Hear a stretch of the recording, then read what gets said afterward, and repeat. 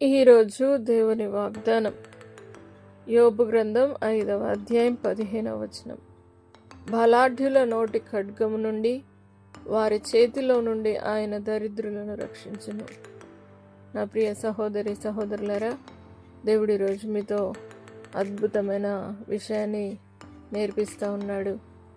రక్షించు దేవానికి స్తోత్రం అని మీరు అడిగినట్లయితే, బలాఢ్యుల నోటి ఖడ్గము నుండి వారి చేతిలో నుండి మిమ్మల్ని దేవుడు రక్షించి ప్రతి విధమైన ఆటంకములన్నిటిని దేవుడు తొలగించి మిమ్మల్ని రక్షించి మిమ్మల్ని దీవించి ప్రతి విధమైన ఆటంకములన్నీ దేవుడు తొలగించబోతున్నాడు. కాబట్టి బలాఢ్యుల నోటి ఖడ్గము నుండి వారి చేతిలో నుండి దేవుడు మిమ్మల్ని రక్షించును గాక.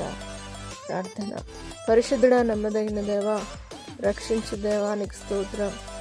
ఎంతమంది అయితే దేవా నీ స్తోత్రం కష్టంలో, బాధలో, శత్రువుల పన్నాగములో, యుద్ధ రణరంగంలో ఉన్నారో వారందరినీ పాసనకు తీసుకొని వస్తున్నాం.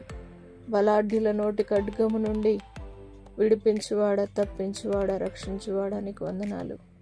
ఏ పరిస్థితిలో వారు ఉన్నారో మీరు ఎరిగి ఉన్నారు కనుక వారిని రక్షించి వారిని కాపాడమని నీకు కృతజ్ఞతాస్తుతులు చెల్లిస్తూ, రక్షించు దేవా నీకు వందనాలు చెల్లిస్తూ యేసు పరిశుద్ధ నామమును బట్టి అడిగి వేడుకుంటున్నాము తండ్రి, ఆమేన్. దేవుడు మిమ్మను దీవించును గాక.